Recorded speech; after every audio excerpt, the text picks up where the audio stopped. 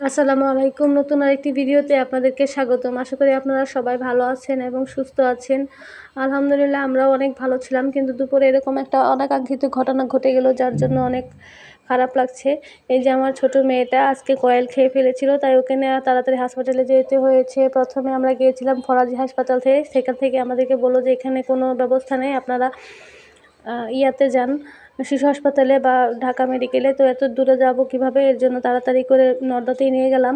নর্দার মা ও শিশু হাসপাতালে নিয়ে গেলাম। সেখান থেকে 1.5 ঘন্টার মতো পর্যবেক্ষণ করার পরে তারা বললো যে যেহেতু বাবুর অবস্থা ঠিক আছে, মানে ওর কন্ডিশন ঠিক আছে, অ্যাবনর্মাল কোনো কন্ডিশন নেই, এর জন্য বললো যে আর কিছুক্ষণ অপেক্ষা করুন। যদি দেখেন যে বমি টমি করে বা নেতিয়ে যায়, তাহলে অবশ্যই ওকে হসপিটালে নিয়ে ওয়াশ করাতে হবে। তো ওখান থেকে আসলাম। আলহামদুলিল্লাহ বাবু এখন একটু সুস্থ আছে, ওকে কিছু করতে হয়নি।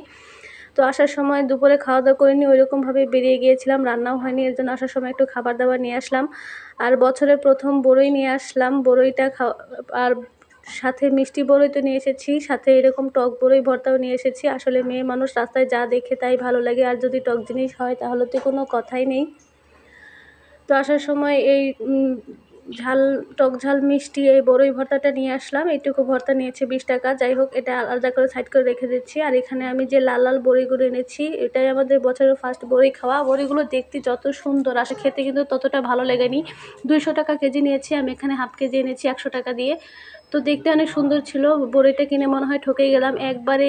মানে আমাদের স্থানীয় ভাষায় বলে কষ্টা বড়ি, খেতে একদমই ভালো লাগেনি। বাচ্চারা তো আরও মুখে দিতে পারছে না। যাই হোক, বড়িগুলো একটু ধুয়ে আনতেছি, ধুয়ে খাওয়ার পরে এই জিনিসটা বুঝতে পারলাম। তো মাসের শুরুতে 1 সপ্তাহের জন্য বাজার করা হয়েছিল, আর আজকে আসার সময় কিছু বাজার করে নিয়ে আসলাম। এর জন্য একটা প্যাম্পাসও নিয়ে এসেছি, প্যাম্পাসটা শেষ হয়ে গিয়েছিল। এই সুন্দর একটা ফুলকপির ফালি নিয়ে এসেছি, এটার দাম নিয়েছে 30 টাকা। আর আসার সময় মাছ নিয়ে এসেছি।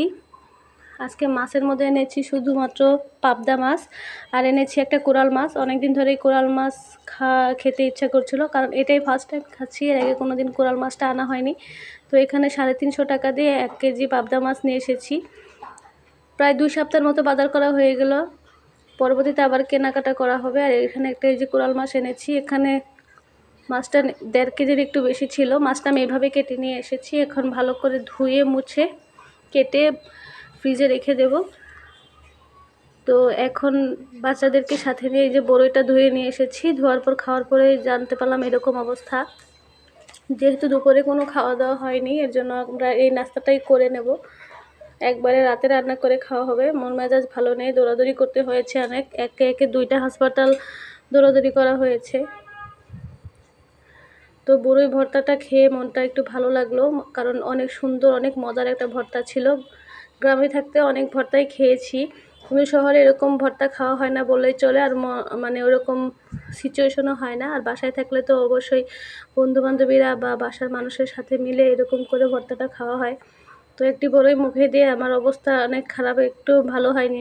বড়ইটা দেখতে যতটা সুন্দর, খেতে কিন্তু অতটা ভালো ছিল না। বাচ্চারা অসুস্থ থাকলে আসলে মা বাবার মন অনেক খারাপ থাকে। এখন মাছ কাটার আগে আমি বসে বসে ভয়েস দিচ্ছি, আর ওদিকে আমার হাজব্যান্ড মেয়েটাকে খাওয়াচ্ছে। তো একে একে বাচ্চারাও চলে আসলো। এই যে আমার মেয়েটাকে বসিয়ে দিল, ও তো এসেই বড়ই রং দেখে অনেক পছন্দ করতেছে।